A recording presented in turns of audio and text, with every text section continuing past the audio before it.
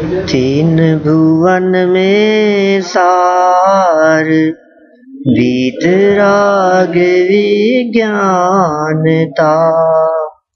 शिव स्वरूप शिवकार, नमः त्रियोग संहारिके। तीनों लोकों में सारभूत तो एक वीतरागता और विज्ञानता ही है, और जो जीव उस वीतराग और विज्ञानता को भली प्रकार जानते हैं, उनके हृदय में वैराग्य भाव जागृत हुए बिना नहीं रहता। उस वीतरागता और विज्ञानता को जान लेने वाले जीव, वे लोग 12 भावनाओं का चिंतन करते हैं, और 12 भावनाओं का चिंतन करते हुए आगे चलकर व्रताधिक अंगीकार और फिर मुनिव्रत अंगीकार करके सिद्ध दशा की प्राप्ति कर लेते हैं। कैसा चिंतन हमारा होना चाहिए, चिंतन किस प्रकार का चलना चाहिए इस व्यक्ति का, उस चिंतन के लिए यहाँ 12 प्रकार की बातें कही है कि ये हमारा चिंतन इस विधि से चलना चाहिए। इनको 12 अनुप्रेक्षा 12 भावना कहकर के पुकारा है। 4 भावनाओं के संदर्भ में कल तक हम यहाँ बात कर चुके हैं, आज उससे आगे बढ़ना है। मैं 2 मिनट के अंदर पिछली बात को बतलाऊं तो अनादिकाल से जीव की ऐसी मान्यता रही कि जो चीज हमें प्राप्त हो गई है, जो चीज हमें मिली है, जो संयोग हमें प्राप्त हुए हैं, वे बने रहे। सबसे मुख्य बात है, अहम बात है। मैं आगे कमाऊंगा या नहीं कमाऊंगा, इकट्ठा करूंगा या नहीं करूंगा, वो अलग मैटर है, लेकिन जो है कम से कम वो बना रहे। आप देखिए, मैंने बहुत प्रैक्टिकली मैं सोचता रहता हूं बहुत लोगों के बारे में। जैसे मान लीजिए आज आपके पास में अखिल भाई, समझ लो आप जितना भी बैंक बैलेंस है, मान लीजिए 2 करोड़ का बैंक बैलेंस है ना, तो एफडी है कि बैंक बैलेंस है। यदि 2 करोड़ का है तो मैं ये कहता हूं निश्चित तौर पर हम जब मरेंगे तो 2 करोड़ से ज्यादा ही छोड़ करके मरेंगे, कम नहीं होगा। क्यों? पता है क्या होता है, हमारा दिमाग ही इसी तरह से काम करता है। आज यदि मेरे पास में मान लीजिए 2 लाख है तो मैं ये सोचता हूँ 2 लाख तो रहने ही चाहिए, इससे कम नहीं हो। ये तो कम से कम इतने तो पहले ही थे यार, इससे कम कैसे हो गए। माइंड इस तरह से काम करता है हमारा, हम इस तरह से सोचते रहते हैं। माने जो 2 करोड़ है ना, वो 2 करोड़ कभी नहीं भोगेगा लाइफ में। पूरी लाइफ वो कैसे मेंटेन रहे 2 करोड़, और 2 करोड़ से कैसे ज्यादा बढ़े, और बढ़ करके यदि मान लीजिए 2.5 करोड़ हो गए हैं तो फिर दिमाग इस तरह चलने लगेगा कि नहीं, 2.5 करोड़ से तो कम नहीं होनी चाहिए, इतने तो थे अपने पास में। ये तो थोड़ा कभी कभी कम हो जाता है तो फिर ऐसे लगता है कि यार ये तो पहले ही थे, इससे ज्यादा तो अपने पास में। तो अनित्य भावनाएं कहती है कि अरे ये बेकार का चिंतन है, व्यर्थ का सोच है।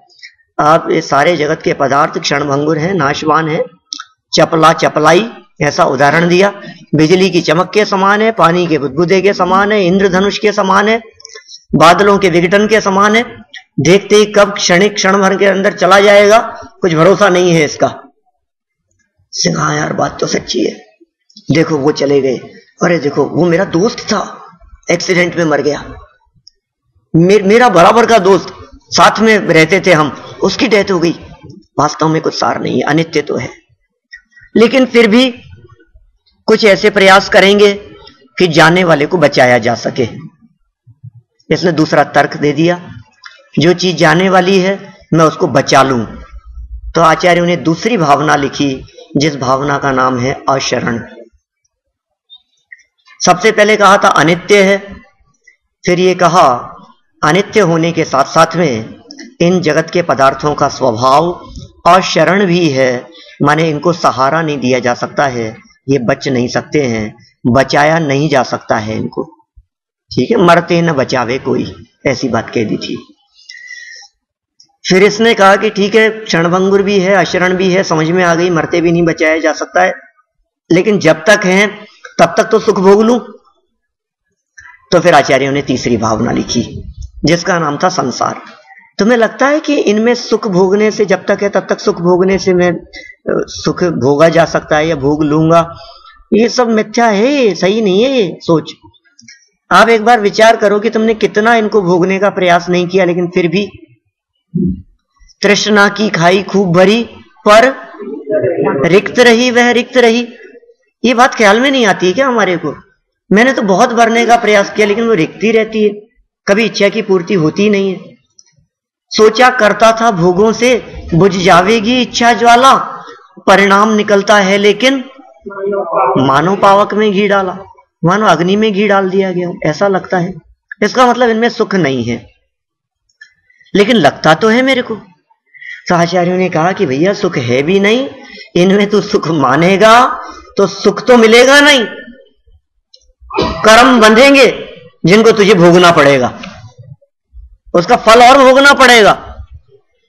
सुख तो मिलेगा ही नहीं, सुख तो है ही नहीं उसमें, लेकिन कर्म बंधेंगे जिसका फल भी भोगना पड़ेगा। तो फिर ये कहता है देखो चलो यार बंधेंगे तो बन जाएंगे, अभी काहे को हमारी लाइफ खराब करते हो, जितने दिन के लिए भोग लेने दो, मौज मस्ती कर लेने दो, ये लाइफ थोड़ी ना। ऐसा कहते हैं लोग, सैर कर दुनिया की गाफिर, जिंदगानी फिर कहां, और जिंदगानी गर रही तो नौजवानी फिर कहां। तो जितना घूमना फिरना है, मौज मस्ती करना है, ये लाइफ जो है।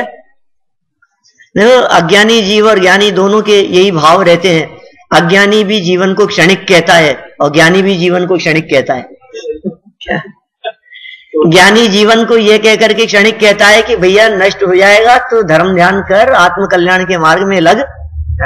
और अज्ञानी ये कहता है कि नहीं नहीं, जितना समय है उतना भोग लो, फिर तो दांत नहीं रहेंगे, कहां से खाएंगे, फिर आंखें नहीं रहेगी, फिर क्या देखेंगे, जब तक है तब तक कर लेना चाहिए, अपने को मौज मस्ती कर लेना चाहिए। तो यहां ये बतलाया भैया इसका फल तेरे को अकेले कोई भोगना पड़ेगा। ये कहता है मिल बांट करके भोग लेंगे। देखो आपकी जैसे नहीं है, हमारे यहाँ तो ज्वाइंट फैमिली है, सब लोग मिल बांट करके भोगते हैं, सब आपस में। और फिर जब तकलीफ भी आएगी तो आ जाएगी, क्या हो गया, अकेले थोड़ी ना है, साथ में बच्चे भी हैं, परिवार भी हैं, माता पिता हैं, भाई हैं, पत्नी है, सब साथ में मिल बांट के भोग लेंगे। तो फिर आचार्यों को चौथी भावना बतलानी पड़ी। क्या कहा कि एकत्व भावना, और उसमें बहुत क्लियर कर दी ये बात। आप बिल्कुल इस गलत फहमी में न रहें कि ये लोग हमारे सुख दुख में साथ देंगे। मेरे जब पाप कर्म का उदय आएगा तो ये मुझे सहयोग करेंगे, इस भ्रम में आप न रहें। ये आपकी गलत फहमी तुरंत निकाल देवें, क्योंकि शुभ अशुभ कर्म फल जेते, भोगे जिए कहते ते, सुतदारा हो ये नसीरी, सब स्वार्थ के हैं भीरी। सच में ये सारा जगत इतना स्वार्थी दिखाई देता है। कल शाम को अपन ने प्रवचन में इसके संदर्भ में बहुत चर्चा की थी। पत्नी पुत्रादि कोई किसी को कुछ नहीं पूछता। अरे पास में पैसा हो तो बच्चे पूछते हैं, और पैसा नहीं हो तो बच्चे भी नहीं पूछते। कौन किसको पूछता है, किसको किससे मतलब है? ये सारा जगत वास्तव में स्वार्थी है। सबको अपने से ही मतलब है, सबको अपनी ही अपनी पड़ी रहती है। सच में कोई व्यक्ति किसी का एल्बम देखता हो तो एल्बम में अपनी ही फोटो देखता है, बाकी किसी से क्या मतलब। किससे किसको क्या लेना देना है, किसकी कितनी अच्छी अच्छी फोटो है। मतलब पेज बदलते रहेंगे हम, और जहां अपनी फोटो आएगी वहां रुके। क्यों? औरों से मतलब नहीं है आपको। सब अपने अपने बारे में सोचते हैं। घर में खाना बनाएंगे तो वो अपने हिसाब से बनाएंगे, बच्चों को लगता है मेरे हिसाब से बनना चाहिए, इनको लगता है मेरी पसंद का बनना चाहिए। सब अपने अपने बारे में सोचते हैं। यहां ये कह रहे हैं सबको फल भी अपना अपना ही मिलता है। पाप कर्म का उदय आएगा तो अकेले ही भोगना पड़ेगा, पुण्य के उदय को भी अकेले ही भोगता है। जहां आपको ऐसा लगता है कि मिल बांट के भोग रहे हैं हम, वास्तव में उसके भी उस जाति का पाप कर्म का उदय है। जैसे मान लीजिए मेरे अटैक आ गया, ऑपरेशन हो गया, फ्रैक्चर हो गया, कुछ भी ऐसी परिस्थिति हुई, तो मेरे तो पाप कर्म का उदय है ही। लेकिन यदि वाइफ बच्चे उस संबंध में परेशान हो रहे हैं, तो जितना परेशान हो रहे हैं उतना उनके व्यक्तिगत पाप का उदय है। ख्याल में आ रही है बात? मेरे पाप का फल वो नहीं भोग रहे हैं। ऐसा नहीं कि मेरे पाप कर्म का फल वो भोग रहे हैं।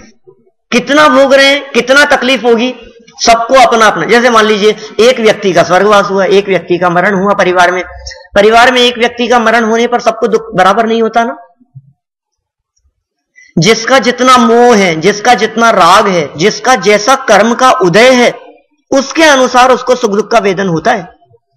ये बात बहुत क्लियर हो जानी चाहिए हमारे माइंड में कि हर व्यक्ति को सुख और दुख की मिलने वाली परिस्थितियां व्यक्तिगत है और अपने ही द्वारा किए गए कर्म का फल है। कोई दूसरा फल भी नहीं दे सकता है, कोई दूसरा सजा भी नहीं दे सकता है, कोई दूसरा पुरस्कार सत्कार भी नहीं कर सकता है, और कोई दूसरा मेरे कर्म के उदय को बदल भी नहीं सकता है। स्वयं किए जो कर्म शुभाशुभ फल निश्चय ही वे देते, करे आप फल देय अन्य तो स्वयं किए निष्फल होते। अमित गति आचार्य का सामायिक पाठ है। स्वयं कृतम कर्म यदात्मना पुरा फलम यदि लभते शुभाशुभम परेण दत्तम यदि लभ्यते स्फुटम स्वयं कृतम कर्म निरर्थकम तदा।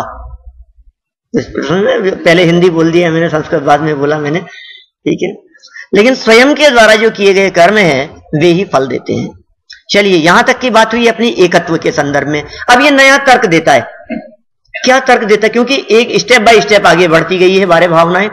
आगे क्या कहता है कि साहब आपकी बात तो बिल्कुल सही है, ऊंट के पग पालने में ही दिखाई देते हैं, लक्षण दिखाई देते हैं, इससे तो कोई अपेक्षा रखना भी ठीक नहीं है। आज ये दशा है, अभी जमीन से उगाने के सामने जवाब देता है।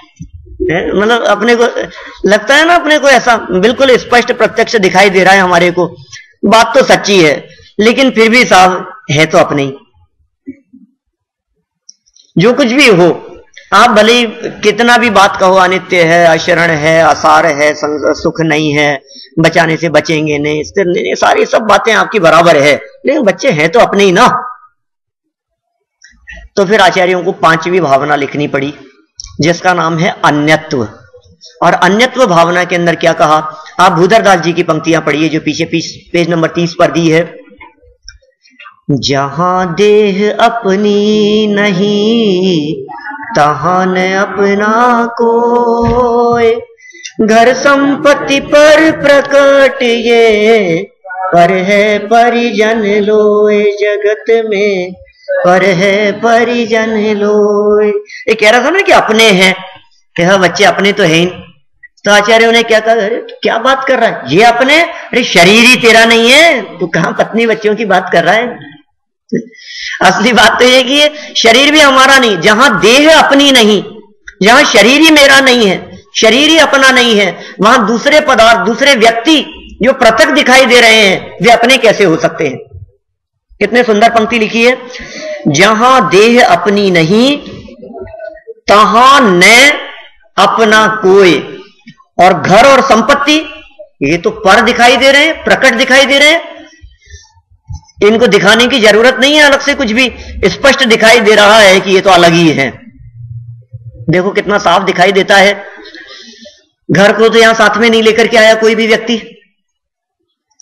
कभी भी कदाचित ऐसा हो सकता है हम बाहर जाते हैं और पत्नी बच्चे घर पर रहते हैं, तो वाइफ और बच्चे घर पर रहे और हम चले गए, तो हमेशा तो साथ नहीं है ना। लेकिन जो जन्म से लेकर मरण तक साथ रहता है, ऐसा कौन? शरीर। मेरे जन्म से मेरे साथ है, और जब तक मैं जिंदा हूं तब तक ये शरीर मेरे साथ रहेगा। ये कह रहे हैं ये शरीर जो जन्म से मरण तक साथ में है, आप अमेरिका में रहेंगे तो आपके साथ में है, और आप इंडिया आ जाएंगे तब भी आपके साथ में रहेगा। फैमिली जरूरी नहीं है साथ में रहे। कह रहे हैं ये साथ में रहने वाला शरीर भी मेरा नहीं है, तो वो तो अलग दिखाई दे रहे हैं, उनको कहां अपना मान रहा है। कितना क्लियर हो गई ये बात। देखिए दौलत राम जी क्या कहते हैं इसके बारे में, page number 107, 15 number page, 15 number page पर। जल पे ज्यों जिय तन मेला, पे भिन्न भिन्न नहीं भेला, तो प्रकट जुदे धन धामा, क्यों है एक मिल सुत रामा। क्या कह रहे हैं, जल पे ज्यों, जल और दूध के समान, पय मतलब दूध और जल मतलब पानी, दूध और पानी इनके समान, जीव मतलब जीव और तन मतलब शरीर, शरीर और जीव मेला मिले हुए दिखाई देते हैं। किसके से मिले हुए हैं ये शरीर और आत्मा? दूध और पानी की तरह। दूध और पानी की तरह शरीर और आत्मा मिले हुए दिखाई देने पर भी पे भिन्न भिन्न, लेकिन फिर भी भिन्न भिन्न है, नहीं भेला, एक में एक नहीं हो गए हैं। जैसे हंस होता है वो जल और दूध यदि मिला हुआ हो, यदि क्या मिला ही होता है, तो उसमें से भी दूध पी लेता है और पानी छोड़ देता है। ठीक इसी प्रकार भेद विज्ञानी सम्यक ज्ञानी जीव भी शरीर और आत्मा मिले हुए दिखाई देने पर भी शरीर से लक्ष्य हटाकर आत्मा के रस का रसास्वादन कर लेते हैं। तो प्रकट जुदे धन धामा, धन और धान्य आदि जितने दिखाई देते हैं ये प्रकट ही जुदे दिखाई देते हैं। क्यों है, क्यों होता है? एक मिली एक मेक क्यों होता है? सुत रामा, रामा मतलब पत्नी, सुत मतलब पुत्र, पुत्र पत्नी आदि के साथ में क्यों एक मेक होता है, क्यों तन्मयता करता है, क्यों मोह करता है? इसमें सुख नहीं है, इसमें सार नहीं है। जरा जयचंद जी की पंक्तियां भी पढ़ ले में अपन, उसमें क्या कहते हैं ये अन्यत्व भावना के संदर्भ में। अपने अपने सत्व को सर्व वस्तु विलसाए, ऐसे चितवे जीव तब परते ममत न थाय, परते ममत न थाय। पर से ममत्व कब टूटेगा? कितने सुंदर जयचंद जी साहब की बारे भावना तो इतनी सुंदर है, बहुत वस्तु स्वरूप के निकट दिखाई देती है। जीव और पुद्गल, प्रत्येक वस्तु, शरीर और आत्मा, जीव पुद्गल धर्म अधर्म आकाश काल छयों द्रव्य अपने अपने स्वभाव रूप से रहते हैं। जब जीव इस प्रकार का चिंतन करता है, जब जीव इस प्रकार का विचार करता है, तो पर पदार्थों से ममत्व अपने आप ही टूट जाता है। तो यहां अन्यत्व भावना के माध्यम से पर से अन्यपने की बात कही, एकत्व भावना के माध्यम से अपने में अपनेपन की बात कही। तो अपने में अपनापन और पर से अपनापन का तोड़ना। अन्यत्व भावना में यह बतला दिया कि शरीर ही तुम्हारा नहीं है तो स्त्री पुत्रादि तुम्हारे कैसे हो सकते हैं, उनसे मोह का त्याग कर देना चाहिए। जब पांचवी भावना में अन्यत्व भावना में ऐसी बात कही तो तुरंत नई बात खड़ी हो गई इसके चित्त में। क्या बात करते हो, शरीर मेरा नहीं है, मेरे हिसाब से चलता है, मैं मेंटेन करके चलता हूं। कितने समय से मैं शरीर को मेंटेन करके चल रहा हूं पता है आपको? पिछले 20 साल से। आज के 15 साल पहले भी अतुल भाई यदि आपने मेरे को देखा होगा तो मैं ऐसा ही दिखता था।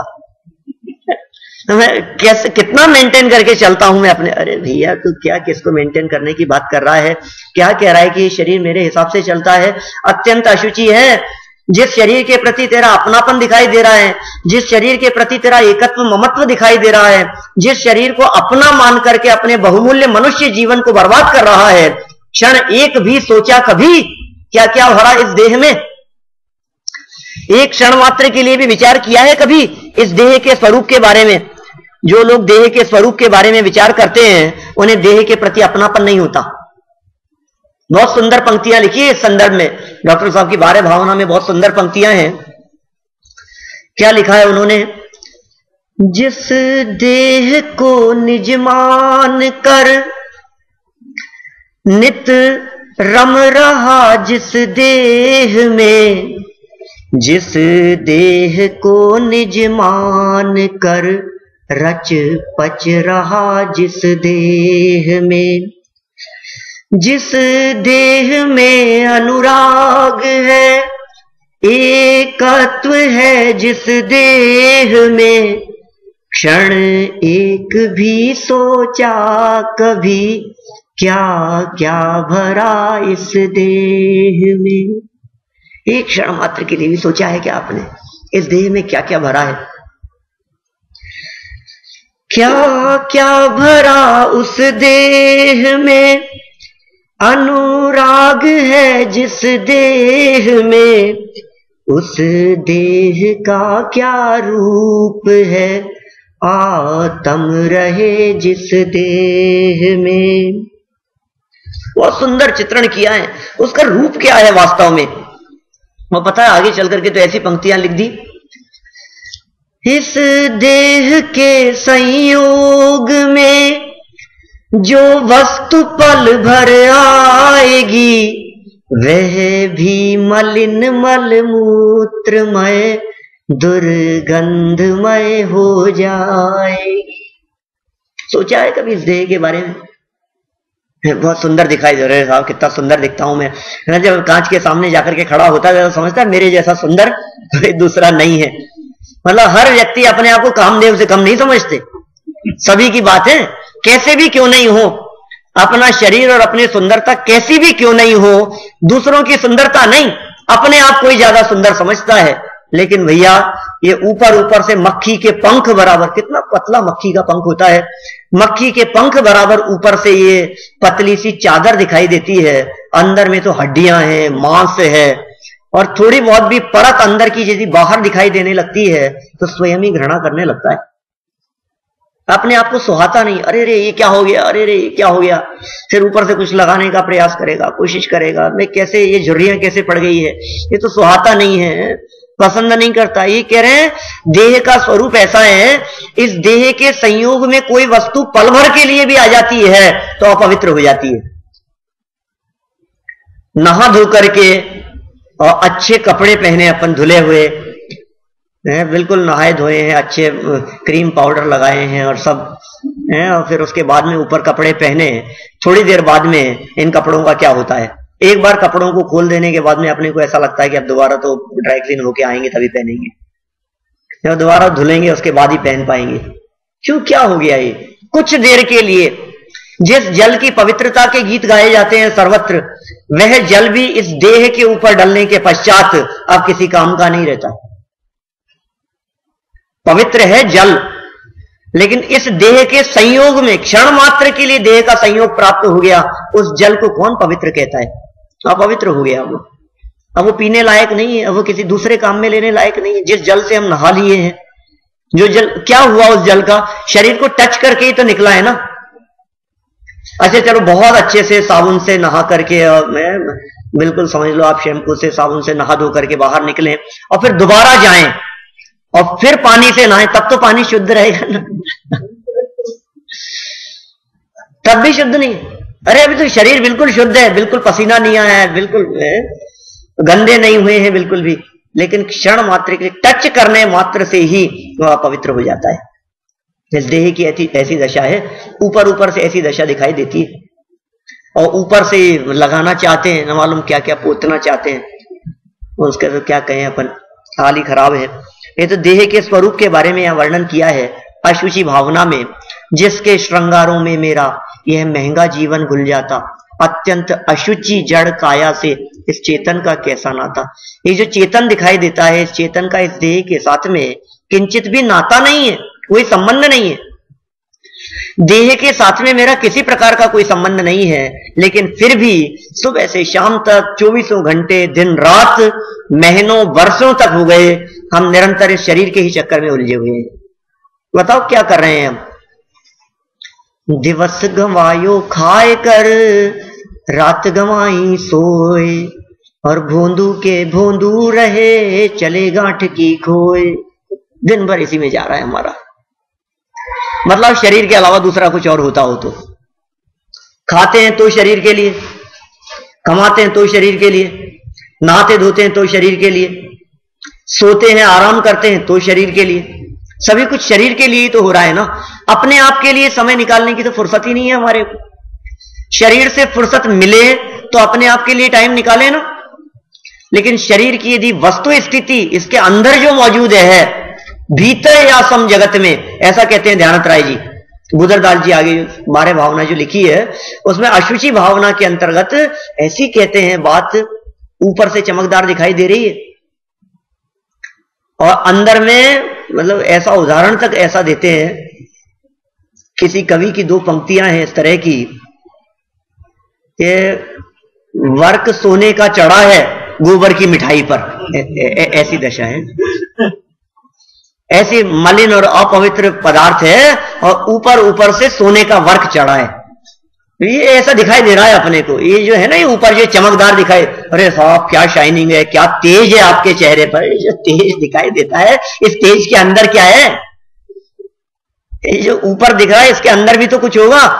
तो इन्होंने कह दिया भूधरदास जी ने, दिपे चाम चादर मड़ी, 30 नंबर पेज पर, दिपे चाम चादर मड़ी, हाड़ पिंजरा देह, भीतर आसम जगत में, और नहीं गिनगे जगत में कुछ नहीं है इसके ज्यादा घृणा करने वाला। जगत में जितने आपको पवित्र या अपवित्र पदार्थ दिखाई देते हैं, जितने अपवित्र पदार्थ दिखाई देंगे, उन सब में सर्वाधिक अपवित्रता यदि कहीं है तो वो शरीर के अंदर है।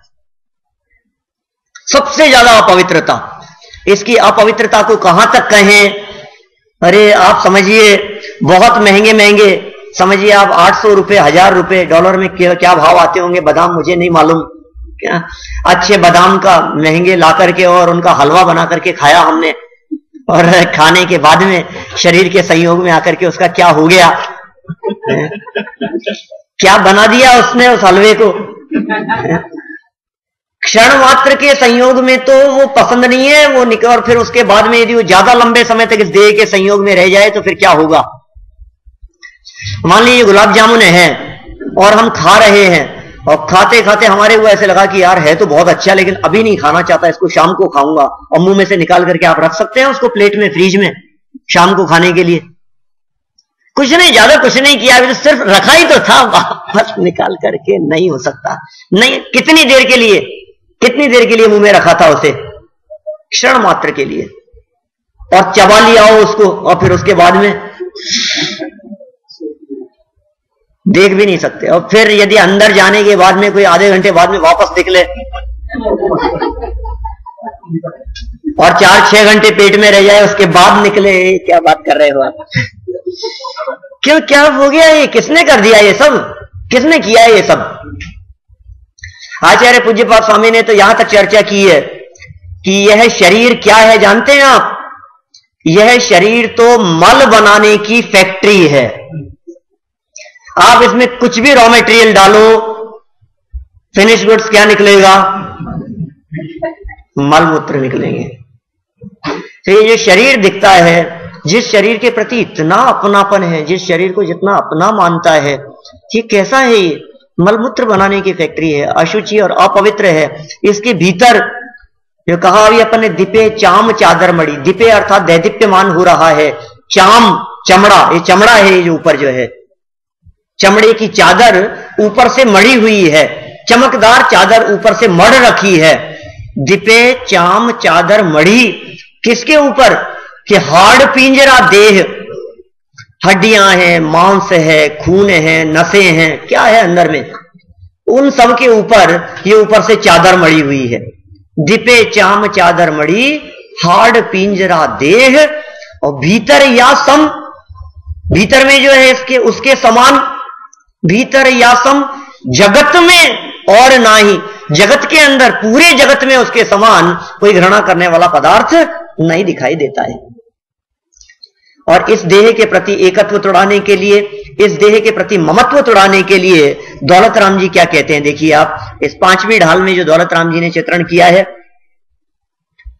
पल रुधिर राध मल थैली की कस बसा दिते मैली, नवद्वार भये घिनकारी, अस देह करे किम यारी। क्या कह रहे? यारी, मित्रता है ना इस देह के साथ में। ये कह रहे हैं इस देह के साथ में क्या मित्रता कर रहा है तू? पल रुधिर, पल, पल शब्द का अर्थ क्या है? मांस। किस चीज की थैली है ये जो शरीर दिखाई दे रहा है, ये किस चीज की थैली है?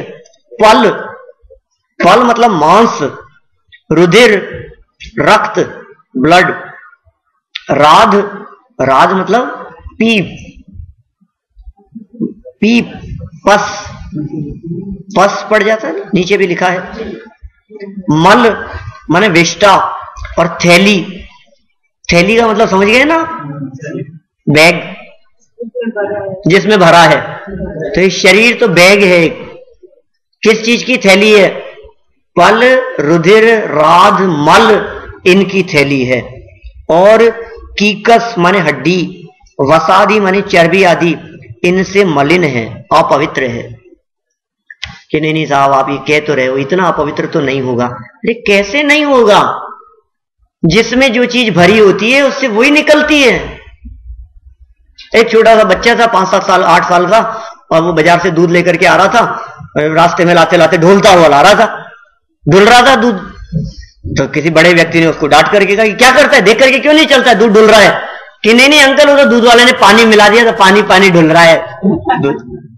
ऐसा हो सकता है? बर्तन में दूध भरा होगा तो पानी ढुलेगा कि दूध ढुलेगा? बर्तन में यदि दूध भरा है तो दूध ही निकलेगा, और पानी भरा है तो पानी निकलेगा। तो शरीर में से क्या बहता है? दौलत राम जी कह रहे हैं, नवद्वार भये घिनकारी, अस देह करे किमयारी। मलमूत्र, नाक, कान, आंख, इन सब में से मुख, इनमें से क्या बहता है? मलिनता और अपवित्रता ही तो बहती है। कान बह रहा है, नाक बह रही है, पसंद है किसी को? सब अपवित्र है। तो जो अंदर से बह रहा है इसका मतलब अंदर भरा है, दिखाई नहीं दे रहा है हमारे को।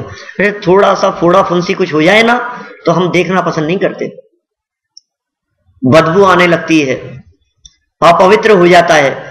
देखते देखते इस शरीर की ऐसी दशा है, कुष्ठ रोग हो जाता है, कोढ़ हो जाता है। सनत कुमार चक्रवर्ती के हो गया था। रूप सौंदर्य का क्या ठिकाना है, कब तक रहेगा ये? इन सब में सारी बातें लागू होगी। अनित्य भी है, अशरण भी है, संसार, एकत्व, अन्यत्व, ये देह के स्वरूप के संदर्भ में सारी बातें लागू होती है।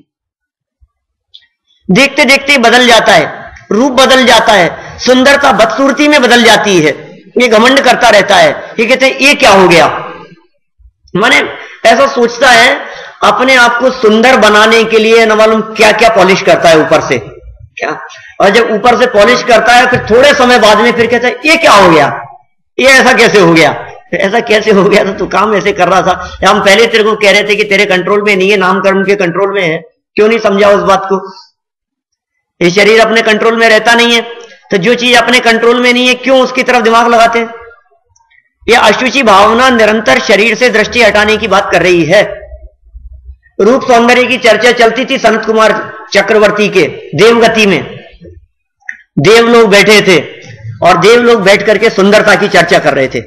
अरे इस मध्यलोक में पृथ्वी पर तो चक्रवर्ती है ना सनत कुमार, क्या सुंदर है भाई, क्या रूप है उसका, आप जाकर के देखो, गजब ही है वो तो। दो देवों को लगा ऐसा, यार इतनी चर्चा यहां चल रही है, अपन लोग देवगति के लोग हैं, तो चल के देखें तो सही जरा। वहां दो देव आ गए देखने के लिए। जिस समय देखने के लिए आए उस समय वो चक्रवर्ती अपने व्यायामशाला में कसरत कर रहा था, व्यायाम कर रहा था, एक्सरसाइज कर रहा था, धूल मिट्टी में था। और देवों ने देख करके वापस कहा, वास्तव में यार ये असली रूप कितना सुंदर है, ये वास्तव में बहुत सुंदर है। और अपने रूप में प्रकट होकर के देवों ने उसकी प्रशंसा करी। किसकी प्रशंसा करी? सनत कुमार की। सनत कुमार चक्रवर्ती की प्रशंसा करी। वास्तव में आपके रूप सौंदर्य की चर्चा देवगति में चलती थी और वास्तव में हमको यहां आकर के देखा, उससे भी सुंदर आपको पाया। तो सनत कुमार चक्रवर्ती ने पता है क्या कहा? अरे यार अभी क्या देखते हो, तो धूल मिट्टी में गंदा हो रहा हूं, जब मैं अभी नहा धो करके अभी सिंहासन पे जाकर के बैठूंगा ना राजगद्दी पर, तब देखना मेरा रूप तो। और वो नहा धोकर तैयार होकर जब राजगद्दी पर जाकर के बैठे और जब देव सामने आए तो पूछा कि क्यों, कहो अब क्या कहना है तुम्हारे को? तो पता है क्या कहा देवों ने? महाराज अब वो बात नहीं है, अब वो बात नहीं है। कि क्यों, क्या हुआ, क्या बात नहीं है? पहले से सुंदर नहीं दिख रहा? कि नहीं महाराज, हमें आपके शरीर में कोढ़ के अंकुर फूटते हुए दिखाई दे रहे हैं, कुष्ठ रोग होने वाला है। ये बात सुनकर के सनत कुमार को वैराग्य हो गया, दीक्षा ले ली उसने, और कुछ समय बाद में मुनि अवस्था में उसके पूरे शरीर में कोढ़ हो गया। किसी शरीर की अवस्था है। हम अभिमान करते हैं हमारे शरीर के ऊपर, आंखों पर अभिमान करते हैं, बल पर अभिमान करते हैं। लोग तो ऐसा कहते हुए दिखते हैं। कई बार हमने कई लोगों से ऐसा सुना है, अरे साहब हम तो इतना मेंटेन करके चलते हैं, आज तक एक गोली भी खाने की जरूरत नहीं पड़ी हमारे को। हाँ सच में जब देखते हैं ना तो शाम तक ही पता नहीं, अगर कल शाम को स्वाध्याय में क्यों नहीं आई, थोड़ी तबीयत खराब हो गई थी। चलता नहीं है। आंखों पे कौन चाहता है कि आंखों के ऊपर चश्मा चढ़ जाए दुनिया में? बोलो, दुनिया में कोई व्यक्ति चाहता है?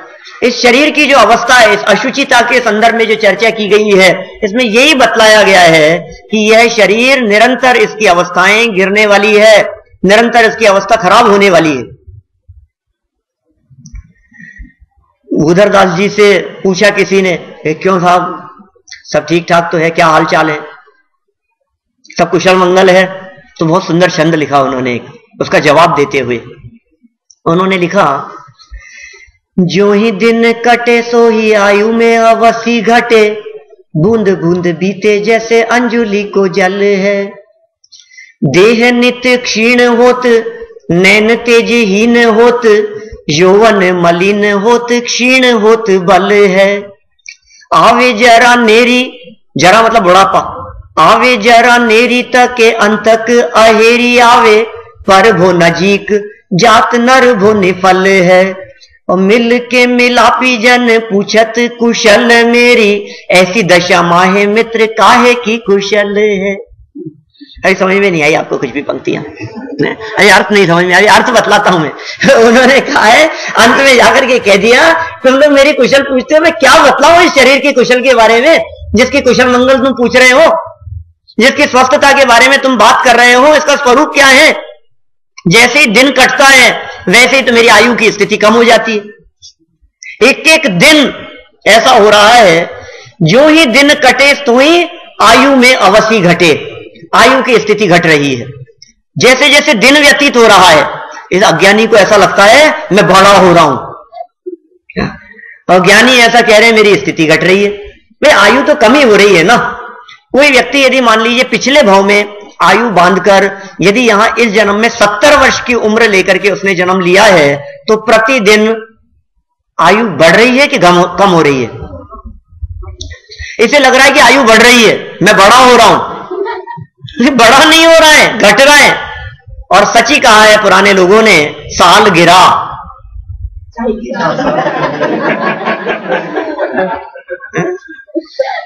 यही शब्द है, साल गिरा। एक साल और गिर गया, एक साल और गिर गया, ठीक है, मैं बड़ा हो रहा हूं। हमने कभी ध्यान ही नहीं दिया। वो जो बर्थडे समझते हैं, वो बर्थडे है कि व्यर्थ डे है? यदि देखो, बर्थडे तो वास्तव में ऋषभ देव ने मनाई थी, बर्थडे तो अजितनाथ स्वामी ने मनाई थी, बर्थडे तो 24 तीर्थंकरों में से 21 तीर्थंकरों की मनी थी। वो कैसे मनी थी आप देखिए, किस तरह से मनाई है उन्होंने, अपना जन्मदिन कैसे मनाया है। जिस दिन उनका जन्मदिन है, आप यदि पंच कल्याणकों के अर्घ देखेंगे, आप यदि उन तीर्थंकरों की पूजन करके देखेंगे, तो जन्म कल्याणक का दिन ही उनके दीक्षा कल्याणक का दिन है। चैत्र कृष्ण नवमी का दिन ऋषभदेव स्वामी का जन्मदिन, ऋषभदेव जयंती, चैत्र कृष्ण नवमी। और दीक्षा दिवस कौन सा था उनका? चैत्र कृष्ण नवमी। उसी दिन दीक्षा ली उन्होंने। मतलब उन्होंने अपना जन्मदिन किस प्रकार मनाया। और हम क्या करते हैं, हम सोच रहे हैं अच्छा है, बढ़ रहा है, और क्या करते हैं, देखो वो जलाते हैं, कैंडल जलाएंगे। कौन जलाता है? जिसकी बर्थडे होती है वही जलाता है ना, कि नहीं? घर के बड़े बुजुर्ग जलाते हैं। और बुझाता कौन है? घर के बड़े बुजुर्ग। वो दीपक जलाते हैं, वो मोमबत्ती जलाते हैं, कैंडल जलाते हैं। कहते हैं मतलब कितने, जितने साल का हो गया है, 8 साल का हो गया तो 8 जलाएंगे। और वो क्या कहता है? हमने अंधकार में बिता दिए ये सब। क्या उन्होंने जलता हुआ दीपक हमारे सामने दिया था, लेकिन हमने उस पर फूंक मार दी। कुछ नहीं, सब ऐसे अंधकार में बिता दिया। ये दिन हमारा जैसे ही बीत रहा है, आयु की स्थिति घट रही है। ज्यों ही दिन कटे त्यों ही आयु की अवधि घटे, और बूंद बूंद बीते जैसे अंजुलि को जल है। अंजुलि में जल भरा हुआ हो तो एक एक बूंद बूंद करके कितना भी उसको बचाने का, रोकने का प्रयास करें, लेकिन धीरे धीरे करके वो जल जिस तरह से खत्म हो जाता है, ठीक उसी प्रकार हमारी जिंदगी, हमारी आयु अब कब खत्म हो जाएगी। इस संदर्भ में हमने अभी थोड़े समय पहले हमारे आत्मानुशासन ग्रंथ चल रहा था दैनिक सभा में, तो बहुत मार्मिक बात आई। वहां गुणभद्र आचार्य ऐसा कहते हैं कि मनुष्य गति का सबसे बड़ा माइनस पॉइंट है। अतुल भाई, क्या माइनस पॉइंट है? कि इस मनुष्य गति के अंदर जो आयु चल रही है, जो जीवन चल रहा है, या मनुष्य गति में जो आयु कर्म रूपी डीजल है, पेट्रोल है, ये डीजल या पेट्रोल कौन से मोड़ पर आकर के खत्म हो जाए, इस बात का कुछ पता नहीं लग सकता आपको। माने ये जो अपनी गाड़ी चल रही है ना, वो गाड़ी नहीं जो बाहर खड़ी करके आए हैं आप लोग, ये जो जीवन रूपी गाड़ी चल रही है, इस गाड़ी में भरा हुआ पेट्रोल कब खत्म हो जाए हमें नहीं पता, क्योंकि हमारी ये गाड़ी रिजर्व में ही चल रही है। इसमें सिस्टम नहीं है इस तरह का, रिजर्व सिस्टम नहीं है इसमें। कब खत्म हो जाए? अच्छा, आपको पता है आपका ये डीजल कब खत्म होगा? किसी व्यक्ति की गाड़ी रिजर्व में चल रही हो, सिग्नल दिखा रही हो, बार बार में ब्लिंक कर रही हो कि भाई इसके अंदर डीजल डलवा लो, ये आ गया है, गैस स्टेशन आ गया है, फिल करवा लो, तो ये सोचना है अभी तो चलेगी, अभी तो चलेगी। कौन से मोड़ पर आकर के रुक जाएगी, कुछ कह सकते हो आप? जब आचार्य इसके जीवन की क्षणिकता की बात कहते हैं तभी कहते हैं नहीं, अरे यार ये कोई उम्र है क्या धर्म करने की? तुम भी यार अभी सही क्या, अभी तो जीना है हमारे को, ये कोई उम्र नहीं है। तो कौन सी उम्र है धर्म करने की, ये बता दो हमारे को। कि नहीं 60 के बाद में, आफ्टर रिटायरमेंट, तो उसके बाद में सोचेंगे। हाँ, ये भी सोच सकते हैं, थोड़ा सा प्लानिंग कर रहे हैं हम लोग फ्यूचर के बारे में, थोड़ा रिटायरमेंट प्लानिंग चल रही है, हो सकता है 60 की जगह 50 में रिटायर हो जाएंगे, तो देखेंगे जो भी। लेकिन अपनी प्लानिंग इस तरह की चल रही, करेंगे उसके बाद में। भैया वो जिस रिटायरमेंट की आप प्लानिंग कर रहे हैं, वो रिटायरमेंट की एज आएगी या नहीं आएगी, कोई गारंटी नहीं है। कई मित्र हमारे ऐसे हैं जिनके रिटायरमेंट की एज आई ही नहीं, वो पहले ही चले गए। हमारा पेट्रोल कब खत्म हो जाएगा? घर में मरेंगे कि बाजार में? खाना खाते खाते मरेंगे कि टीवी के चैनल बदलते हुए मरेंगे? गाड़ी चलाते हुए डेथ होगी कि प्रवचन सुनते हुए होगी? मंदिर में बैठे हुए क्या क्या पता कौन से मोड़ पर, इधर होगी कि उधर होगी, इस बाजार में होगी कि उस बाजार में होगी, इस चौराहे पर कि कहीं भी हो सकती है। सीढ़ियां उतरते चढ़ते हो सकती है, बाथरूम में हो सकती है, बेडरूम में हो सकती है, ड्राइंग रूम में हो सकती है, किचन में हो सकती है, कहीं भी किसी भी जगह पर खड़े खड़े हो सकती है, बात करते करते अटैक आ सकता है। कई घटनाएं ऐसी घटती है कि टीवी के चैनल बदल रहे थे, बैठे बैठे एकदम बस खत्म। ये क्या हो गया? कई लोगों के बारे में आपने ऐसी बातें करते हुए सुना होगा, अरे साहब ये क्या हुआ? कुछ भी नहीं, अभी कल तो आए थे, क्या हुआ? एकदम क्या हो गया? तो एकदम ही होता है, बस समझ लो आप, क्योंकि वो जो रिजर्व में चल रहा है ना, वो किसी भी क्षण खत्म हो सकता है। दूसरी बात ये भी तो है कि आप ये भी समझ सकते हैं कि सिग्नल मिल रहे हैं हमारे को, बालों का झड़ना है, आंखों पे चश्मा चढ़ना, मुख से दांतों का हिलना, घुटनों का दर्द करना है, ये निरंतर हमारे को सफेद बाल आना, ये सिग्नल मिल रहे हैं ना हमारे को। अब और क्या चाहिए हमारे को? ये कहेंगे साहब ये यमराज आ गया एकदम, यार बिना नोटिस के। पढ़ा वकील हूं मैं, तो ऐसे थोड़ी ना आते हैं किसी के भी घर पर, पहले समन भेजा जाता है, नोटिस भेजा जाता है, फिर उसके बाद में फिर कहीं आने की बात हो, तुम डायरेक्ट ही आ गए कि भैया बिन मुहूर्त के निकाली जाएगी। ये जब आयु कर्म जब पूरा होगा तो कोई मुहूर्त नहीं आएगा, कोई टाइम नहीं होगा, किसी भी क्षण दिन में मरेंगे कि रात में, शाम के समय के। नहीं, अभी तो मौसम अच्छा नहीं, इस मौसम में भी कोई मरता है क्या? कोई ठिकाना नहीं है। एक एक बूंद बूंद करके अंजुलि जल सम जवानी क्षीण होती जा रही। क्या कहा? जो ही दिन कटे सो ही आयु में अवसी घटे, बूंद बूंद बीते जैसे अंजुलि को जल है। देह नित्य क्षीण होत, आज जो आपकी शारीरिक शक्ति है उठने बैठने की, गमन करने की, चलने की, बोलने की, रहेगी क्या आगे? आज जिस स्फूर्ति से आप काम करते हैं, भागते दौड़ते हैं, मेहनत करते हैं, ये शक्ति नहीं रहेगी। देह नित्य क्षीण होत, नैन तेज हीन होत, आंखों की रोशनी आज जो 6/6 आईज दिखाई देती है नहीं रहेगी कल ऐसी, परसों उससे ज्यादा कमजोर होनी है, फिर और कमजोर होनी है। देह नित्य क्षीण होत, नैन तेज हीन होत, यौवन मलिन होत, क्षीण होत बल है। बल क्षीण हो रहा है, यौवन खत्म होता जा रहा है। और क्या कह रहे हैं? आवे जरा नेरी, बुढ़ापा नजदीक आ रहा है। आवे जरा नेरी, तक के अंतक अहेरी, मृत्यु रूपी शिकारी मानो ताक मार रहा है ऊपर, मौत के बादल मंडरा रहे हैं। परभो नजीक जात नरभो निफल है, परभव नजदीक आ रहा है, दिन प्रतिदिन परभव नजदीक आ रहा है और नरभव निष्फल जा रहा है। और क्या कहते हैं?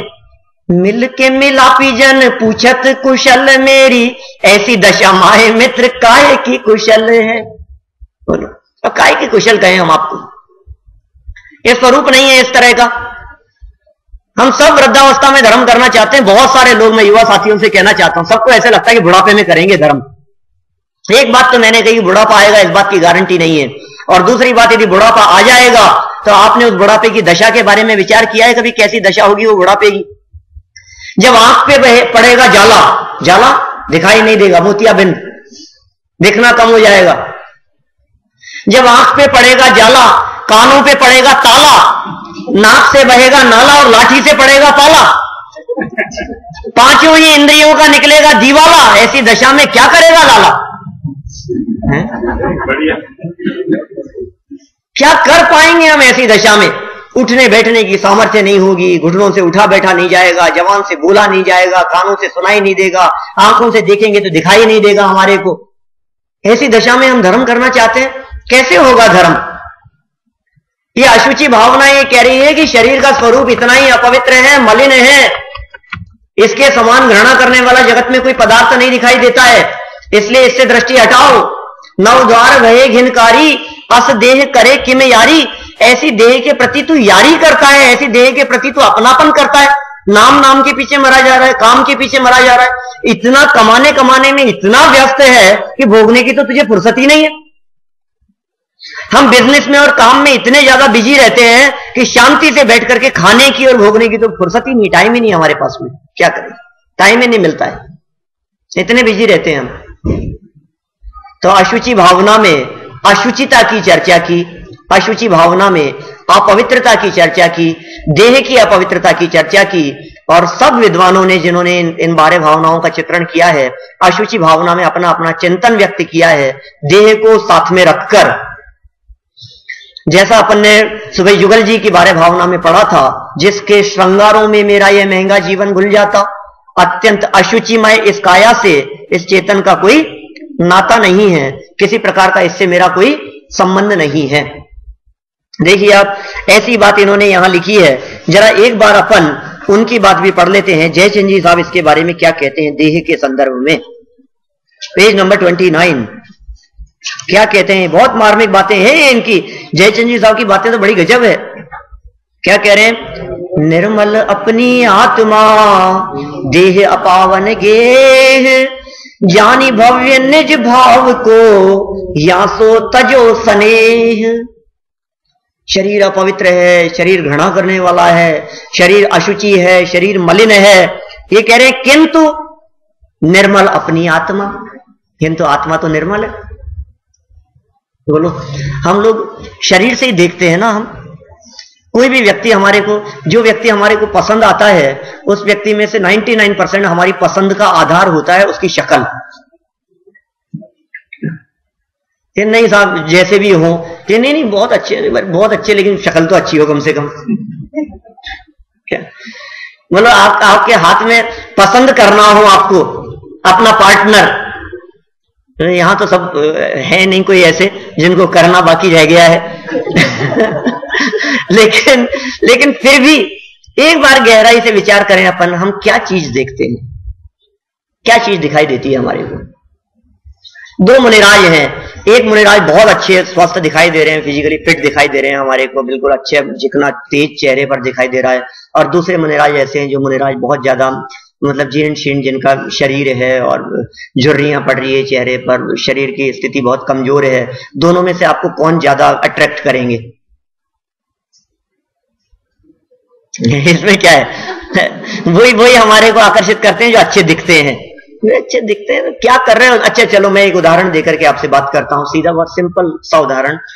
एक पिताजी के पास में बहुत संपत्ति थी, 2 बेटे थे, ठीक है, 2 बेटे हैं, दोनों बेटों के अंदर उन्होंने अपनी पूरी संपत्ति को बेचा, उससे हीरे इकट्ठे किए, सारी संपत्ति को बेच करके हीरे उन्होंने ले लिए, और उन हीरों की बहुत तादाद में हीरे इकट्ठे हो गए।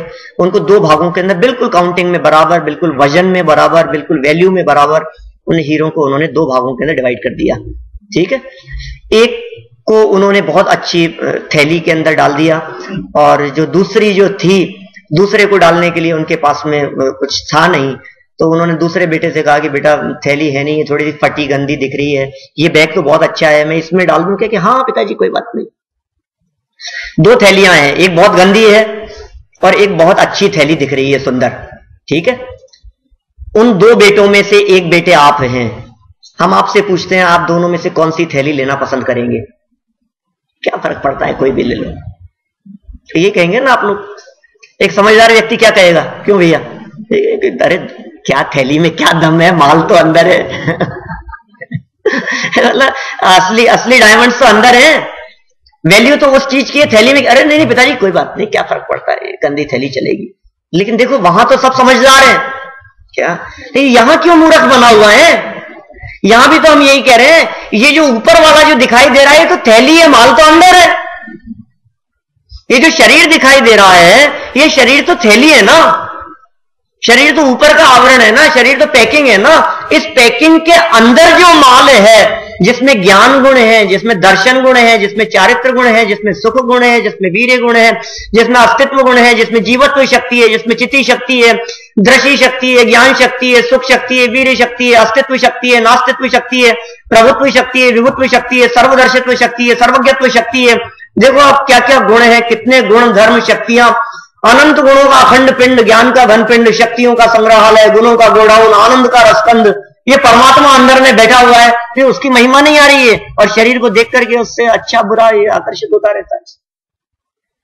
यहां क्यों हम इतने मूर्ख बन जाते हैं, समझ में नहीं आती हमारे को बात। ये कितना सुंदर कह दिया इन्होंने, क्या बात कह दी, निर्मल अपनी आत्मा देह अपावन गेह। अपनी आत्मा तो निर्मल है, इस शरीर की अपवित्रता से रोने की जरूरत नहीं है। शरीर को अपवित्र, शरीर को अशुचि देख देख करके रोने की जरूरत नहीं है। निर्मल अपनी आत्मा देह अपावन गेह जानी भव्य। हे भव्य जीव, ऐसा जानकर निज भाव को अर्थात अपने आप को उससे भिन्न जानकर यासो तजो स्नेह, इस देह के प्रति अपनापन त्याग दो, इस देह के प्रति नेह का त्याग कर दो। देखिए जब शरीर की अशुचिता की इतनी चर्चा हुई, शरीर की मलिनता की इतनी चर्चा हुई, शरीर की गंदगी और अपवित्रता के बारे में इतनी बात कही गई, पल रुधिर आदमल थैली ऐसी चर्चाएं की गई, इस देह के संयोग में जो वस्तु पल भर आएगी, इस प्रकार की शरीर के बारे में चर्चा की गई, तो इसको तो ऐसा लगने लग गया कि ओहो मैं तो कितना अपवित्र हूं। आचार्यों ने कहा कि अरे अरे ऐसा नहीं, मेरी बात सुन आगे, ये शरीर तो अपवित्र है, लेकिन ये शरीर की अपवित्रता तेरी अपवित्रता नहीं है। क्या भले ही शरीर अपवित्र हो, कोई फर्क नहीं पड़ता है। कोढ़ हो जाए तो क्या फर्क पड़ता है, फोड़े फुंसियां हो जाए तो क्या फर्क पड़ता है, बीमार पड़ा हो तो क्या फर्क पड़ता है, शरीर बिल्कुल सड़ जाए, गल जाए, वृद्धावस्था में झुर्रियां पड़ जाए, शरीर से बदबू आती हो, दुर्गंध निकलती हो, क्या फर्क पड़ता है उससे। ये सब अज्ञानी लोग देखते हैं, मूर्ख लोग देखते हैं ये सारी चीजें। वो अष्टावक्र का प्रसंग आता है, बहुत बड़े विद्वान थे और शरीर 8 स्थानों से उनका मुड़ा हुआ था, ऐसा वक्र, अष्टावक्र नाम पड़ गया था उनका शरीर 8 स्थानों से ऐसे मुड़ा हुआ था, लेकिन बहुत बड़े विद्वान थे। और एक विद्वानों की सभा में उनको बुलाया गया, विद्वत सम्मेलन में, बहुत लोग आए हुए थे, और जैसे ही वे मंच पर आकर के खड़े हुए, उन्हें देखते ही राजा के दरबार में उनको देखते ही जितने सभा में बैठे हुए दूसरे लोग थे, वे सारे के सारे लोग एकदम हंसने लगे उनके शरीर को देख करके। तो उन्होंने अपनी बात को प्रारंभ करते समय पहले ही वाक्य में ये कहा कि हे चमारों, सारे लोग इतने नाराज हुए, सब बिगड़ गए, ये कौन व्यक्ति है, इसको बहुत बड़ा विद्वान कहे, हम सब इतने विद्वान हैं, लर्नेड हैं, पढ़े लिखे हैं, समझदार हैं, और हम लोगों के लिए ऐसा संबोधन करते हैं। उन्होंने एक्सप्लेन करके कहा कि अरे जैसे विद्वानों की कद्र नहीं है, जो विद्वानों की परख भी चमड़े से करते हैं, वे चमार नहीं है तो और कौन है।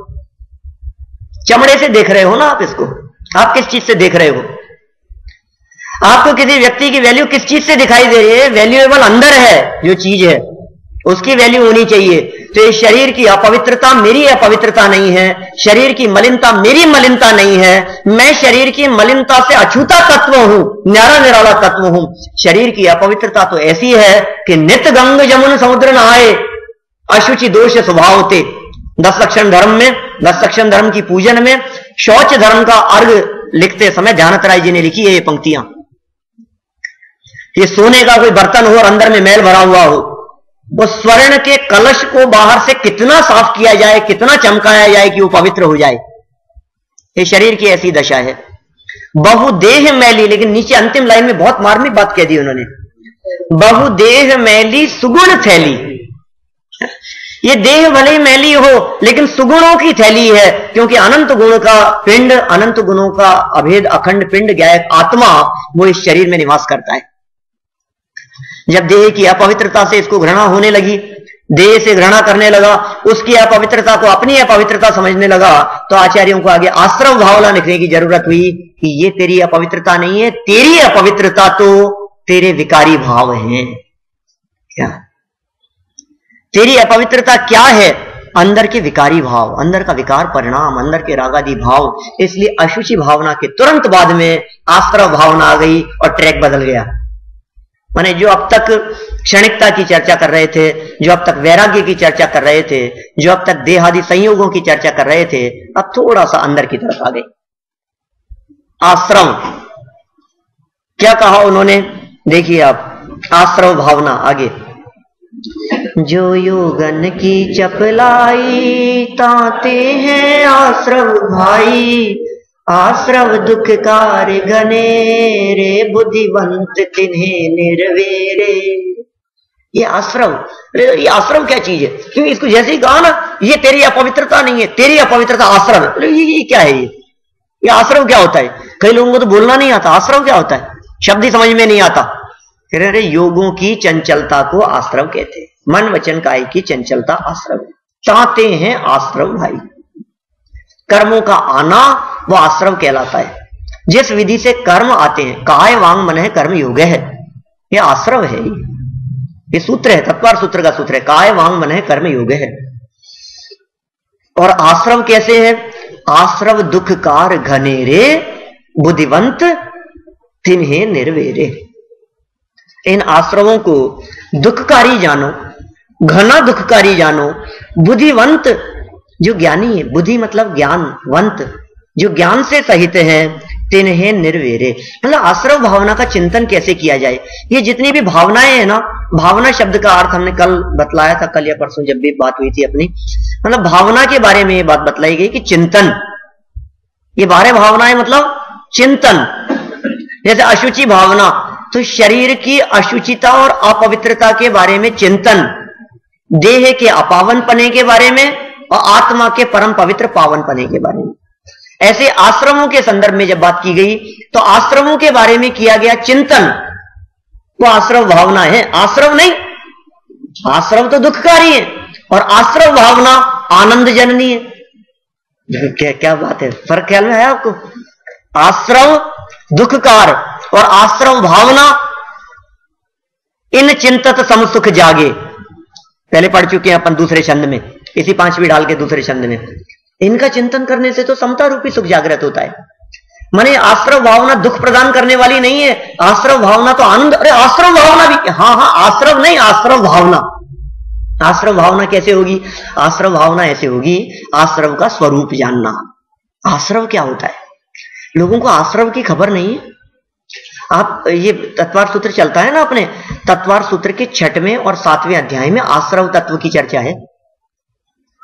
शुभ आश्रव और अशुभ आश्रव, व्रताधिक की चर्चा भी आश्रव के रूप में की है, अणुव्रतों और महाव्रतों की चर्चा आश्रव के रूप में की है। आप देखो तो सही, हम उसे आश्रव ही नहीं जानते। पाप का तो आश्रव होता ही है, पुण्य भी आश्रव है, ये बात समझ में नहीं आती। आश्रव के भेद है ना। जो दुनिया में लोग ऐसा कहते हैं कि पाप बुरा है और पुण्य अच्छा है, जो लोग ऐसा कहते हैं, हम उनको आश्रव भावना दिखाना चाहते हैं। हम उनसे ये कहना चाहते हैं कि भैया कोई बात नहीं, आप जो कह रहे हो तो ठीक है, लेकिन एक बार हमें ये बतलाओ कि ये जो पुण्य और पाप है, ये दोनों आश्रव के भेद है ना। कि हाँ साहब, पुण्य और पाप तो आश्रव के भेद है, तो आश्रव अच्छा है क्या? कि नहीं, आश्रव तो अच्छा नहीं है। 7 तत्वों में आश्रव तत्व अच्छा है या नहीं?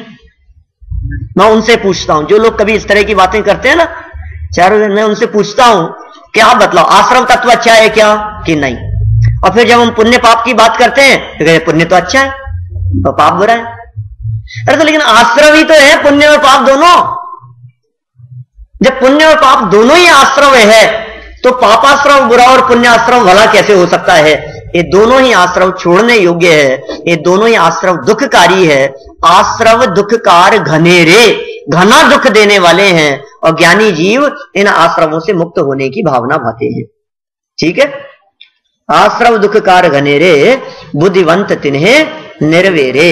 देखिए आप प्रसिद्ध 12 भावना भूधरदास जी की, सभी लोगों को जो याद है, क्या कहते हैं इसके बारे में?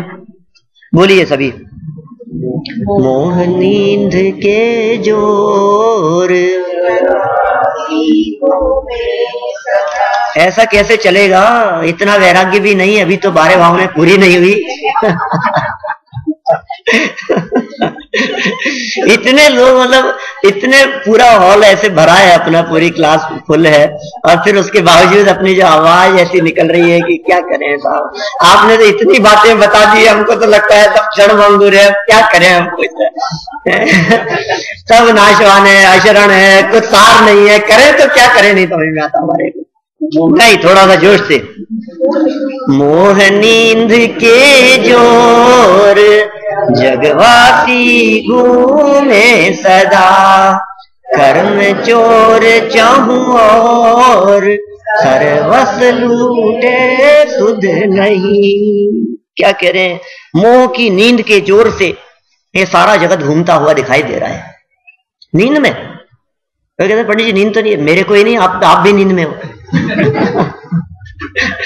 क्या अभी तो 2-3 दिन ही हुए ना, अभी तो थोड़ा सा नींद अभी तो रहेगा, थोड़ा असर रहेगा। मुझे नहीं, मैं तो कह रहा हूं आप भी नींद में हैं। यहाँ क्या कह रहे हैं बुद्धरदास जी कि ये सारा जगत मोह की नींद में है।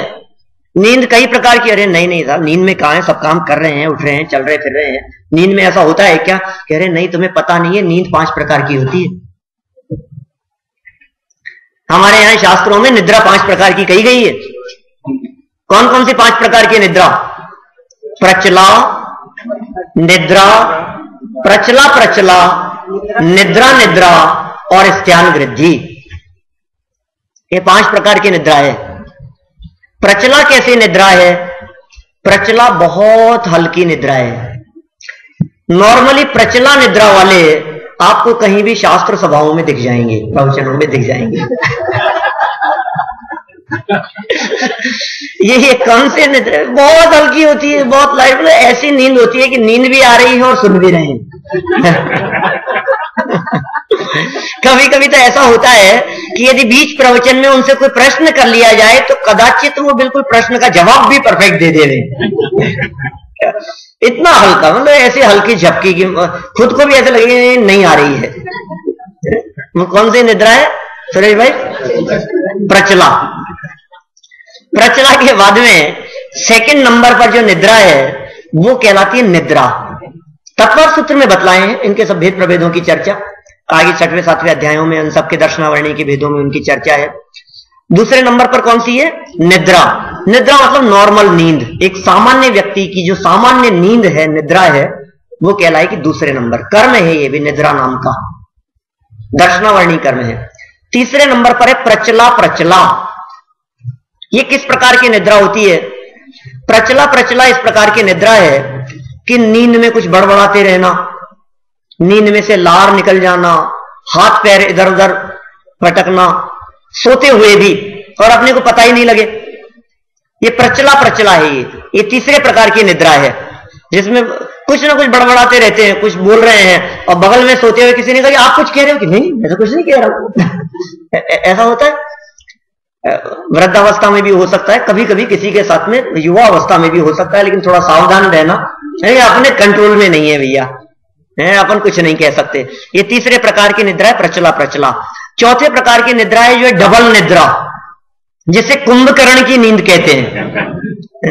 निद्रा निद्रा ये कैसी निद्रा होती है? ये ऐसी निद्रा होती है कि जिस निद्रा में उठाने से भी नहीं उठता, बार बार उठाओ तब भी उठता ही नहीं है। मतलब समझो, कई बार जब बच्चे पढ़ते हैं ना तो कह करके सोते हैं कि पापा मेरे को जल्दी उठा देना, मम्मी जल्दी उठा देना मेरे को, सुबह 4 बजे उठ करके पढ़ूंगा मैं, और सुबह 4 बजे उसको खूब उठाया, उठा ही नहीं, फिर 7 बजे उठता है, आपने मेरे को उठाया क्यों नहीं, मेरे को पढ़ना था, तेरे को उठाया था तो उठा ही नहीं। फिर ऐसी निद्रा कौन सी है? डबल निद्रा, निद्रा निद्रा। और 5वें प्रकार की एक और निद्रा है जिस निद्रा का नाम है स्त्यान वृद्धि। स्त्यान वृद्धि, आधा स आधा तय या न, स्त्यान वृद्धि। ये कैसी निद्रा होती है? ये बड़ी विशेष प्रकार की निद्रा है। ये ऐसी निद्रा है, ये ऐसी नींद है जिस नींद में व्यक्ति खड़ा हो जाए, उठ जाए, चलने लगे, और चल फिर करके काम करके वापस लौट करके आ जाए, सो जाए, और सुबह कोई पूछे कि रात को कहां गए थे, कि कहीं नहीं, मैं तो सो रहा हूं। ऐसी निद्रा। लगभग 25 से 30 साल पहले, 30 साल पहले एक पिक्चर आई थी नील कमल, वो आपने देखी है? तो वो बहुत पुराना, उसमें आपने देखी है जैन साहब? जैन साहब तो सभी है यहाँ। फिर भी आपने देखी बाबू?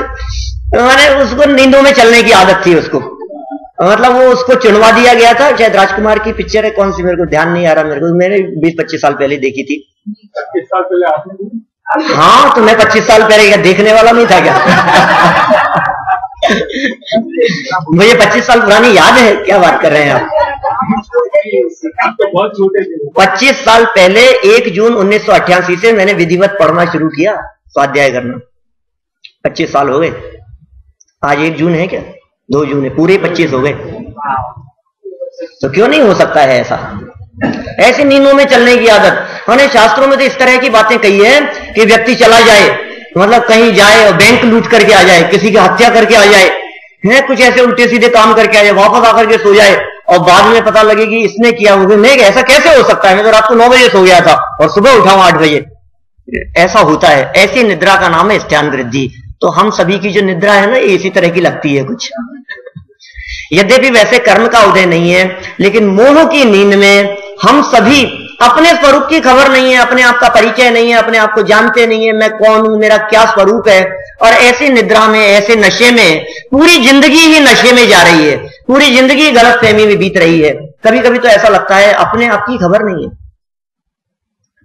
मैं हूं कौन, मैं कहां से आया हूं, मुझे कहां जाना है, मेरा स्वरूप क्या है। शरीर और राग द्वेष और बस ये थोड़ा सा मोह ममत्व इनमें उलझ करके और अपने वर्तमान जीवन को बर्बाद कर देते हैं, खत्म कर देते हैं। मोह नींद के जोर जगवासी घूमे सदा। और क्या होता है इसकी निद्रा में? आंख लगी तो सामान गया, थोड़ी सी आंख लगते ही क्या होगा? कर्म चोर चहु और सर्वस्व लूटे, सुध नहीं, इसको सुध नहीं है। भव विकट वन में कर्म बैरी, ज्ञान धन मेरो हरियो। इस संसार रूपी भयानक जंगल में इस कर्म रूपी शत्रुओं ने मेरे ज्ञान रूपी धन का हरण कर लिया है। ये आश्रव भाव के संदर्भ में चिंतन करते हुए कहते हैं। देखिए जरा जयचंद जी क्या कह रहे हैं यहां। 2 मिनट में खत्म करता हूं, 1 मिनट के अंदर। 2 भी क्यों कहें अपन, 2 से भी आपको डर लगेगा। देखो आप 8 नंबर का छंद है ना, 7 नंबर का। आत्म केवल ज्ञानमय, निश्चय दृष्टि निहार, आश्रव भाव विडार। मैंने जयचंद जी साहब की 12 भावनाओं के अंदर ये विशेषता रही है कि उन्होंने 2 तरफ से चर्चा की है। अपने यहां जैन दर्शन अनेकांतवादी दर्शन है ना। जैसे मान लीजिए पहली भावना की बात करें तो अनित्य भावना है पहली भावना। तो अनित्य भावना में उन्होंने नित्यता भी बतलाई और अनित्यता भी बतलाई। जैसे अशरण भावना दूसरी भावना है, तो उन्होंने अशरणपना भी बतलाया और शरण भी बतलाया। इसी तरह से संसार भावना की बात करें तो उन्होंने संसार की असारता भी बतलाई और जो ज्ञायक आत्मा सारभूत है उसकी चर्चा भी की। मतलब अनेकांत दृष्टि से वर्णन कर रहे हैं। तो यहां आश्रव तत्व की चर्चा चलते हुए, आश्रव तत्व की बात कहते हुए क्या कहते हैं? आत्मा तो केवल ज्ञानमय है, निश्चय दृष्टि से देखो तो निश्चय से तो आत्मा ज्ञान में ही है, और यदि व्यवहार से देखा जाए तो सारे विभाव परिणाममय आश्रव भाव में दिखाई देता है। राग द्वेष काम क्रोध आदि जितने भी परिणाम हैं ये सारे के सारे परिणाम आश्रव भाव हैं, और ये हमारे परिणाम आश्रव भाव, राग द्वेष काम क्रोध आदि के भाव, कषायों के भाव, लड़ाई झगड़े के भाव, अपने पराये के भाव, ये सब के सब भाव आश्रव छोड़ देने योग्य है, क्योंकि ये आश्रव दुखकारी है। ये मेरी अशुचिता है। शरीर की अशुचिता वो मेरी नहीं थी, इसलिए वहां तक तो दृष्टि हटाने की बात कर दी। देखो कहां से बात शुरू की थी? पर पदार्थों से बात शुरू की थी। पर पदार्थों से दृष्टि हटाते हटाते संयोगों से फिर परिवार से दृष्टि हटाने की बात कही। एकत्व और अन्यत्व भावना में अन्य लोगों से भी, एकत्व भावना में दूसरे लोगों से दृष्टि हटाई, अन्यत्व भावना में शरीर से दृष्टि अंदर लाने की बात कही, अशुचि भावना में शरीर की अशुचिता और अपवित्रता को बतला दिया, और आश्रव भावना में अपने विकारी भावों को भी बतला दिया यहां। और ये कहा कि भैया तेरा स्वरूप तो उस विकारी भाव से भी कुछ भिन्न प्रकार का है। इन आश्रवों का अभाव करने के लिए जो भावना भाई जावे उसका नाम है आश्रव भावना। और इस आश्रव का अभाव किस प्रकार से हो सकता है, आश्रव का नाश किस प्रकार से हो सकता है, ऐसा उपाय शिष्य के माध्यम से पूछने पर या अपनी इस अशुचिता को जानकर जैसे ही शिष्य ने कहा कि ओहो मैं तो राग द्वेष तो चलते ही रहते हैं, तो कुछ ना कुछ मायाचारी छल कपट के परिणाम, लोभ लालच के परिणाम चलते रहते हैं मन में, कैसे बचा जा सकता है। तो आचार्यों ने आश्रव के तुरंत बाद में संवर भावना लिख दी, जिसमें आश्रवों से मुक्ति की बात कही है। हम आगे शेष बची हुई भावनाओं की चर्चा भोजन के बाद वाले पीरियड में करेंगे, और अभी अपना भूगोल का पीरियड और फिर उसके बाद में तत्पर सूत्र वाला पीरियड। अभी की बात को मैं यही विराम देता हूं।